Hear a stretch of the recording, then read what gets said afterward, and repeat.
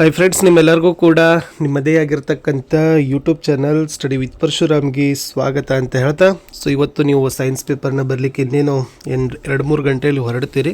So ಹೊರಡೋಕ್ಕಿಂತ ಮುಂಚೆ ಈ ಪ್ರಶ್ನೆಗಳನ್ನ ಚೆನ್ನಾಗಿ ನೋಡ್ಕೊಂಡು ಹೋಗಿ. ಇವುಗಳು ನಿಮಗೆ ಬರಲೇಬೇಕು. ಈ ಒಂಥರ ಪಿಲ್ಲರ್ ಆಗಿರ್ತಕ್ಕಂಥ ಪ್ರಶ್ನೆಗಳು. ಇದೇ ತನ್ನಾಗಿರ್ತಕ್ಕಂಥ ನೆಕ್ಸ್ಟ್ ಇಂಗ್ಲೀಷ್ ಪೇಪರ್ಗೆ ಪಾಸಿಂಗ್ ಪ್ಯಾಕೇಜ್ಗಳನ್ನು, ಕ್ವಶನ್ ಪೇಪರ್ಗಳನ್ನು, ಸ್ಕೋರಿಂಗ್ ಪ್ಯಾಕೇಜ್ಗಳನ್ನು ಕೂಡ ಹಾಕ್ತೀವಿ. ಅವುಗಳನ್ನು ಸಹಿತ ನೋಡಿ. ಮಧ್ಯಾಹ್ನ 3 ಗಂಟೆಗೆ ಲೈವ್ ಬರ್ತೀವಿ ನಿಮ್ಮ ಸೈನ್ಸ್ ಕ್ವಶನ್ ಪೇಪರ್ನ ಸಾಲ್ವ್ ಮಾಡೋಕ್ಕೆ. ಆವಾಗ ಕೂಡ ತಾವು ನಮ್ಮ ಚಾನಲನ್ನು ವಿಸಿಟ್ ಮಾಡಿ ಅಂತ ಹೇಳ್ತಾ ಲೈಕ್, ಶೇರ್ ಮತ್ತು ಸಬ್ಸ್ಕ್ರೈಬ್ ಮಾಡೋದನ್ನು ಮಾತ್ರ ಮರೆಯದಿರಿ. ಸೊ ಖಂಡಿತವಾಗಿ ಈ ಕನ್ಸೆಪ್ಟ್ಗಳು ನಿಮಗೆ ಬರಬೇಕು. ಕನ್ಫ್ಯೂಸ್ ಮಾಡಲಿಕ್ಕೆ ಹೋಗಬೇಡಿ. ಓಕೆ. ನೀರಿನ ವಿದ್ಯುತ್ ವಿಭಜನೆಯ ಚಿತ್ರ, ಸಾರರಿಕ್ತ ಸಲ್ಫೋರಿಕ್ ಆಮ್ಲದೊಂದಿಗೆ ಸತುವಿನ ಚೂರುಗಳ ವರ್ತನೆಯ ಉಪಕರಣಗಳ ಸತುವಿನ ಚೂರುಗಳ ವರ್ತನೆ ಮತ್ತು ಉರಿಸುವಿಕೆ ಮೂಲಕ ಹೈಡ್ರೋಜನ್ ಅನಿಲದ ಪರೀಕ್ಷೆಯ ಚಿತ್ರ. ಇನ್ನು ಮಾನವನ ಮೆದುಳು, ತೆರೆದ ಮತ್ತು ಮುಚ್ಚಿದ ಪತ್ರರಂಧ್ರ, ಹೃದಯ, ನೆಫ್ರಾನ್. ಇದು ಮೋಸ್ಟ್ ಇಂಪಾರ್ಟೆಂಟ್ ಆಗಿ ಬರ್ತಕ್ಕಂಥ ಚಿತ್ರಗಳು. ಇನ್ನು ಸರಳವಾಗಿ ನಾವು ಫಿಸಿಕ್ಸಲ್ಲಿ ನೋಡೋದಾದರೆ ಒಂದು ಸರಳ ವಿದ್ಯುತ್ ಮಂಡಲ ರಚನೆ ಮಾಡಲಿಕ್ಕೆ ಬರ್ತದೆ. ಸರಣಿ ಜೋಡಣೆ ಮತ್ತು ಸಮಾಂತರ ಜೋಡಣೆಯಲ್ಲಿ ರೋಧಕ ಕೊಟ್ಟಾಗ ಲೆಕ್ಕಾಚಾರ ಮಾಡೋದು. ಆಮೇಲೆ ಒಂದು ನೇರ ವಾಹಕತೆಯ ಸುತ್ತ ಕಾಂತೀಯ ಬಲರೇಖೆಗಳ ಮಾದರಿ ವೃತ್ತಗಳಲ್ಲಿ ಈ ಬಾಣಗಳು ಬಲರೇಖೆಗಳನ್ನು ಸೂಚಿಸ್ತವೆ. ಅದೊಂದು ಕೊಟ್ಟಿದ್ದಾರೆ, ಅದನ್ನು ನೋಡ್ಕೊಳ್ರಿ. ಇನ್ನು ಮೋಸ್ಟ್ ಇಂಪಾರ್ಟೆಂಟ್ ಇವುಗಳ ವ್ಯಾಖ್ಯೆಗಳು ಮತ್ತು ವ್ಯತ್ಯಾಸಗಳು ಕೂಡ ನಿಮಗೆ ಬರ್ತದೆ. ಅಂತರುಷ್ಣಕ ಮತ್ತು ಬಹಿರುಷ್ಣಕ. ಅಂತರುಷ್ಣಕದಲ್ಲಿ ಉಷ್ಣ ಬಳಕೆ ಆಗ್ತದೆ, ಬಹಿರುಷ್ಣಕದಲ್ಲಿ ಉಷ್ಣ ಬಿಡುಗಡೆ ಆಗ್ತದೆ. ಅಂತರುಷ್ಣಕ ಕ್ರಿಯೆಗೆ ಉದಾಹರಣೆ ಸುಣ್ಣದ ಕಲ್ಲಿನ ವಿಭಜನೆ, ಬಹಿರುಷ್ಣಕ ಕ್ರಿಯೆಗೆ ಉದಾಹರಣೆ ಉಸಿರಾಟ ಮತ್ತು ದಹನ ಕ್ರಿಯೆ. ಅದನ್ನೇ ಒಂದು ಸಿಂಪಲ್ ಆಗಿ ಇಕ್ವೇಷನಲ್ಲಿ ಸಮೀಕರಣದಲ್ಲಿ ಬರೀತೀರಿ. CaCO3 it gives to CaO plus CO2. ಆಮೇಲೆ ಬಹಿರುಷ್ಣಕಕ್ಕೆ CH2 plus 2O2 it gives to CO2 plus 2H2O. ಉತ್ಕರ್ಷಣ ಮತ್ತು ಅಪಕರ್ಷಣ ಕ್ರಿಯೆ it's a very most important. ಪ್ರತಿವರ್ತಕ ಆಮ್ಲಜನಕವನ್ನು ಬಳಸಿಕೊಳ್ಳುವ ಅಥವಾ ಹೈಡ್ರೋಜನ್ ಬಿಡುಗಡೆ ಮಾಡೋದು ಉತ್ಕರ್ಷಣ. For example 2Cu plus O2 it gives to 2Cu. ಅಪಕರ್ಷಣದಲ್ಲಿ ಪ್ರತಿವರ್ತಕ ಆಕ್ಸಿಜನ್ ಬಿಡುಗಡೆ ಮಾಡುವ ಅಥವಾ ಹೈಡ್ರೋಜನನ್ನು ಬಳಸಿಕೊಳ್ಳುವ ಕ್ರಿಯೆ. For example CaO plus H2 it gives to Cu plus H2 ಅಂತ ಇತ್ತು. ಸ್ವಲ್ಪ ಆಮ್ಲ ಮತ್ತು ಪ್ರತ್ಯಾಮ್ಲಗಳ ವ್ಯತ್ಯಾಸ ನೋಡ್ಕೊಂಡು ಹೋಗಿ. ಒಂದು 4 ಆದರೂ ಬರಬೇಕು. ಆಮ್ಲಗಳು pH ಮೌಲ್ಯ 0ದಿಂದ 7 ಇರ್ತದೆ. ಪ್ರತ್ಯಾಮ್ಲ 7 to 14. ಆಮ್ಲ ಹುಳಿ ರುಚಿ, ಪ್ರತ್ಯಾಮ್ಲ ಕಹಿ ರುಚಿ. ಆಮ್ಲ ನೀಲಿ ಲಿಟ್ಮಸನ್ನು ಕೆಂಪು ಬಣ್ಣಕ್ಕೆ ತಿರುಗಿಸ್ತಾವ. ಪ್ರತ್ಯಾಮ್ಲ ಕೆಂಪು ಲಿಟ್ಮಸನ್ನು ನೀಲಿ ಬಣ್ಣಕ್ಕೆ ತಿರುಗಿಸ್ತಾವೆ. ಇನ್ನು ಸರಣಿ ಜೋಡಣೆ ಮತ್ತು ಸಮಾಂತರ ಜೋಡಣೆ ವ್ಯತ್ಯಾಸ. ವಿಶೇಷವಾಗಿ ಸಮಾಂತರ ಜೋಡಣೆಯ ಲಾಭಗಳು ಕೂಡ ನಿಮಗೆ ಕೇಳ್ತಾರೆ. ಇಲ್ಲಿ ಸಮಾಂತರ ಜೋಡಣೆ ಬಗ್ಗೆ ಹೆಚ್ಚು ಬರೀಬೇಕಾದ್ರೆ ಇಲ್ಲರಿ ಒಂದಕ್ಕಿಂತ ಹೆಚ್ಚಿನ ರೋಧಕಗಳನ್ನು ಒಂದಕ್ಕೊಂದು ಸಮಾಂತರವಾಗಿ ಜೋಡಿಸಿರ್ತಾರೆ. ಇನ್ನು ಸಮಾಂತರ ಜೋಡಣೆಯಲ್ಲಿ ಯಾವುದೇ ಒಂದು ಉಪಕರಣ ದೋಷವಿದ್ದರೆ ಇಡೀ ಮಂಡಲದಲ್ಲಿ ವಿದ್ಯುತ್ ಪ್ರವಾಹ ಕಡಿತವಾಗೋದಿಲ್ಲ. ಇನ್ನು ಮಂಡಲದಲ್ಲಿ ರೋಧ ಕಡಿಮೆ ಇರೋದ್ರಿಂದ ವಿದ್ಯುತ್ ಪ್ರವಾಹ ಹೆಚ್ಚಾಗ್ತಾ ಹೋಗ್ತದೆ. ಆಮ್ಲಜನಕ ಸಹಿತ ಉಸಿರಾಟ, ಆಮ್ಲಜನಕ ರಹಿತ ಉಸಿರಾಟ, ಅಪಧಮನಿ, ಅಭಿಧಮನಿ, ನರವ್ಯೂಹ ವ್ಯವಸ್ಥೆ ಮತ್ತು ಹಾರ್ಮೋನ್ ವ್ಯವಸ್ಥೆ. ಇದು ಕೂಡ ಇಂಪಾರ್ಟೆಂಟ್ ಆಗಿರ್ತಕ್ಕಂಥ ಕನ್ಸೆಪ್ಟು. ಚೆನ್ನಾಗಿ ಗ್ರಹಿಸ್ಕೊಡ್ರಿ. ಇನ್ನು ನಿಯಮಗಳಲ್ಲಿ ಒಂದಂತೂ ನಿಮಗೆ ಫಿಕ್ಸ್ ಆಗಿದ್ರಲ್ಲಿ ಬರೋದು ಓಮ್ನ ನಿಯಮ, ಜೌಲನ ಉಷ್ಣೋತ್ಪಾದನಾ ನಿಯಮ, ಬಲಗೈ ಹೆಬ್ಬೆರಳು ನಿಯಮ, ಆಮೇಲೆ ಫ್ಲೆಮಿಂಗನ ಎಡಗೈ ನಿಯಮ. ಇವು ಫಿಸಿಕ್ಸ್ಗೆ ಸಂಬಂಧಪಟ್ಟಂತೆ ಇತ್ತು. ಇನ್ನು ಬೆಳಕಿನ ಪ್ರತಿಫಲನ ಮತ್ತು ವಕ್ರೀಭವನನ್ನು ಕೂಡ ನೀವು ನೋಡ್ಕೋಬೇಕು. ಓಕೆ. ವಿಶೇಷವಾಗಿ ಫ್ಲೆಮಿಂಗನ ಎಡಗೈ ಮತ್ತು ಬಲಗೈ ನಿಯಮದಲ್ಲಿ ಯಾವ ಬೆರಳುಗಳು ಏನನ್ನು ಸೂಚಿಸ್ತವೆ ಅಂತ ಕೇಳಿದರೆ ಅದನ್ನು ಕೂಡ ಗೊತ್ತಿರಬೇಕು. ಓಮ್ನ ನಿಯಮದ ಗಣಿತೀಯ ಸೂತ್ರ, ಜೌಲನ ಉಷ್ಣೋತ್ಪಾದನಾ ನಿಯಮದ ಗಣಿತೀಯ ಸೂತ್ರ. ಆಮೇಲೆ ಜೊತೆಗೆ ಈ ಜೌಲನ ಉಷ್ಣೋತ್ಪಾದನಾ ನಿಯಮವನ್ನು ಆಧರಿಸಿ ಕೆಲಸ ಮಾಡ್ತಕ್ಕಂಥ 4 ಸಾಧನಗಳು: ವಿದ್ಯುತ್ ಹೀಟರ್, ಇಸ್ತ್ರಿ ಪೆಟ್ಟಿಗೆ, ಟೋಸ್ಟರ್, ಗೀಸರ್. ಇವೆಲ್ಲವುಗಳಲ್ಲಿ ಏನಾಗ್ತವಪ್ಪ ಅಂದರೆ ಬರ್ತವೆ.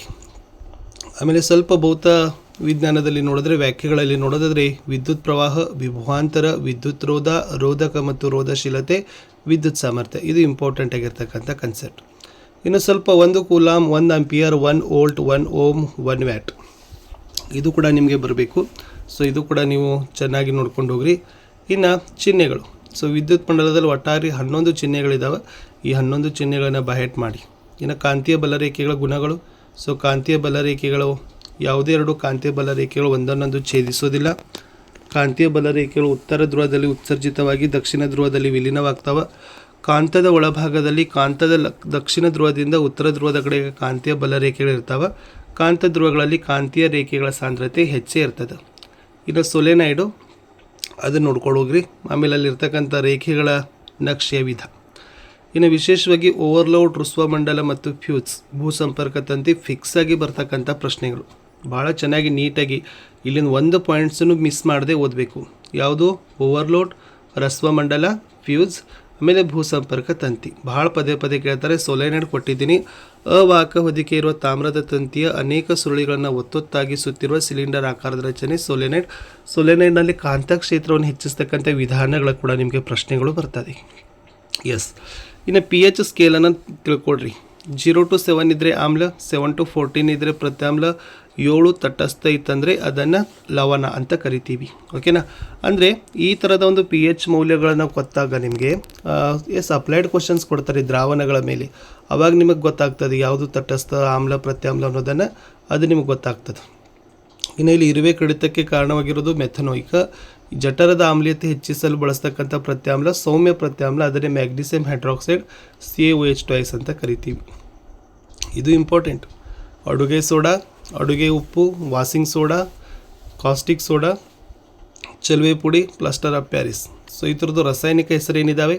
ಅಡುಗೆ ಸೋಡಾ ಸೋಡಿಯಂ ಕ್ಲೋರೈಡ್, ಅದನ್ನು ಹೈಡ್ರೋಕ್ಲೋರಿಕ್ ಆಮ್ಲ ಪ್ಲಸ್ ಸೋಡಿಯಂ ಹೈಡ್ರಾಕ್ಸೈಡನ್ನು ವಿಲೀನ ಮಾಡಿ ತಗೋತೀವಿ. ಇದನ್ನು ಕೈಗಾರಿಕೆಗಳಲ್ಲಿ ರಾಸಾಯನಿಕಗಳ ತಯಾರಿಕೆಗೆ ಮತ್ತು ಆಹಾರದ ಸಿದ್ಧತೆಗೆ ಬಳಸ್ತಾರೆ. ಇನ್ನು ಅಡುಗೆ soda sodium hydrogen carbonate, washing soda sodium carbonate decahydrate, caustic soda sodium hydroxide, ಚೆಲುವೆ ಪುಡಿ calcium oxychloride, plaster of Paris calcium sulphate hemihydrate ಅಂತ ಇದೆ. ಇದು ಇಂಪಾರ್ಟೆಂಟ್ ಆಗಿರ್ತಕ್ಕಂಥದ್ದು ಇತ್ತು. ಇನ್ನು ಕ್ಲೋರೋ ಅಲ್ಕಲಿ ಪ್ರಕ್ರಿಯೆ, ಇದು ಇಂಪಾರ್ಟೆಂಟ್. ಅಂದರೆ ಸೋಡಿಯಂ ಕ್ಲೋರೈಡ್ನ ಜಲೀಯ ದ್ರಾವಣದ ಮೂಲಕ ವಿದ್ಯುತ್ ಹಾಯಿಸಿದಾಗ ಅದು ವಿಭಜನೆ ಹೊಂದಿ ಸೋಡಿಯಂ ಹೈಡ್ರಾಕ್ಸೈಡ್ ಉಂಟು ಮಾಡ್ತದೆ. ಅಂದರೆ ಕ್ಲೋರಿನ್ ಉತ್ಪನ್ನದಿಂದ ಸೋಡಿಯಂ ಹೈಡ್ರಾಕ್ಸೈಡ್ ಉತ್ಪನ್ನದಿಂದ ಅಲ್ಕಲಿ ತೆಗೆದುಕೊಂಡು ಕ್ಲೋರೋ ಅಲ್ಕಲಿ ಆಗ್ತದೆ. ಅಲ್ಲಿ 3 ಉತ್ಪನ್ನಗಳಿರ್ತಾವೆ. ಒಂದು ಕ್ಲೋರಿನು, ಒಂದು ಹೈಡ್ರೋಜನ್ನು, ಒಂದು ಸೋಡಿಯಂ ಹೈಡ್ರಾಕ್ಸೈಡ್. ಕ್ಲೋರಿನ್ ನೀರಿನ ಶುದ್ಧೀಕರಣ, ಈಜುಕೊಳಗಳಲ್ಲಿ ಕೀಟನಾಶಕ. ಹೈಡ್ರೋಜನ್ ಇಂಧನ, ಕೃತಕ ಬೆಣ್ಣೆ, ರಸಗೊಬ್ಬರ, ಅಮೋನಿಯಾ ತಯಾರಿಕೆಯಲ್ಲಿ. ಸೋಡಿಯಂ ಹೈಡ್ರಾಕ್ಸೈಡ್ ಲೋಹದ ಜಿಡ್ಡು ತಯಾರಿಕೆ, ಸಾಬೂನು ಮತ್ತು ಮಾರ್ಜಕ ತಯಾರಿಕೆಯಲ್ಲಿ ಬಳಸ್ತಾರೆ. ಎಸ್. ಇನ್ನು ಮೋಸ್ಟ್ ಕಮಟುವಿಕೆ ಮೇಲೆ ಇರ್ತಕ್ಕಂಥ ಪ್ರಶ್ನೆ, ಚಿಪ್ಸ್ ತಯಾರಕ್ಕೂ ಆಹಾರದ ಪಟ್ಟಣದೊಳಗೆ ನೈಟ್ರೋಜನ್ ಅನಿಲ ಏಕೆ ಹಾಯಿಸ್ತಾರೆ ಅಂತ ಕೇಳ್ತಾರೆ. ಕಮಟುವಿಕೆ ಅಥವಾ ಉತ್ಕರ್ಷಣವನ್ನು, ಚಿಪ್ಸ್ ಉತ್ಕರ್ಷಣಗೊಳ್ಳೋದನ್ನು ತಡೆಯಲು ಅಂತ ಬರಿಬೇಕು. ಇನ್ನು ನಶಿಸುವಿಕೆ ಅಥವಾ ಸಂಕ್ಷಾರವನ್ನು ತಡಿಲಿಕ್ಕೆ ಇರ್ತಕ್ಕಂಥ ಕ್ರಮ, ಗ್ರೀಸ್ ಹಚ್ಚೋದು, ಬಣ್ಣ ಹಚ್ಚೋದು, ಸತ್ವಿನ ಲೇಪನ, ವಿದ್ಯುತ್ ಲೇಪನ, ಮಿಶ್ರ ಲೋಹಗಳನ್ನಾಗಿ ಪರಿವರ್ತಿಸೋದು. ಇನ್ನು ದೈನಂದಿನ ಜೀವನದಲ್ಲಿ ತಟಸ್ಥೀಕರಣ ಕ್ರಿಯೆಯ 4 ಅನ್ವಯಗಳು. ಸ್ವಲ್ಪ ನೀವೇನು ಮಾಡಬೇಕು, ಥರ್ಮೈಟ್ ಕ್ರಿಯೆ ಬಗ್ಗೆನೂ ಕೂಡ ನೋಡ್ಕೊಡ್ರಿ, ಅದು ಇಂಪಾರ್ಟೆಂಟ್ ಅದ. ದ್ಯುತಿ ಸಂಶ್ಲೇಷಣೆ, ಸೊ ದ್ಯುತಿ ಸಂಶ್ಲೇಷಣೆಯಲ್ಲಿ ಜರುಗತಕ್ಕಂಥ ಘಟನೆಗಳು, ಸಮೀಕರಣ ವೆರಿ ಇಂಪಾರ್ಟೆಂಟ್. ಬಾಷ್ಪ ವಿಸರ್ಜನೆ ಕೂಡ ಬೈಪಾಟ್ ಮಾಡಲೇಬೇಕು. ಓಕೆನಾ? ಈ ಕಿಣ್ವಗಳ ಕಾರ್ಯ ಇದೆ ನೋಡಿ, ಬಾಯಿ, ಲಾಲಾರಸ, ಅಮೈಲಸ, ಪಿಷ್ಟ, ಮಾಲ್ಟೋಸ್, ಅದು ಇಂಪಾರ್ಟೆಂಟ್. ಜಠರದಲ್ಲಿ ಪೆಪ್ಸಿನ್ ಇದೆ, ಪ್ರೋಟೀನ್, ಪೆಪ್ಪಾನ್, ರೆನಿನ್. ಹಾಲಿನಲ್ಲಿ ಕರಗದ ಪ್ರೋಟೀನ್, ಕರಗದ ಮೊಸರು. ಸಣ್ಣ ಕರಳಿನಲ್ಲಿ ಮಾಲ್ಟೋಸ್, ಸುಕ್ರೋಸ್, ಲ್ಯಾಕ್ಟೋಸ್ ಇದೆ. ಸೊ ಇದು ಇಂಪಾರ್ಟೆಂಟ್ ಇತ್ತು. ಇದು ಸ್ವಲ್ಪ ಗ್ಲೂಕೋಸ್ನ ಒಂದು ವಿಭಜನೆ ಬರ್ತದೆ, ಅದನ್ನು ನೋಡ್ಕೊಂಡು ಹೋಗಿ. ಅದೇನಷ್ಟು ಇಂಪಾರ್ಟೆಂಟ್ ಅಲ್ಲ, ಬಟ್ ಆದರೂ ಕೂಡ ನೋಡ್ಕೊಡ್ರಿ. ಇನ್ನು ಇಮ್ಮಡಿ ರಕ್ತ ಪರಿಚಲನೆ ಬಗ್ಗೆನೇ ನಿಮಗೆ ಕೇಳ್ತಾರೆ.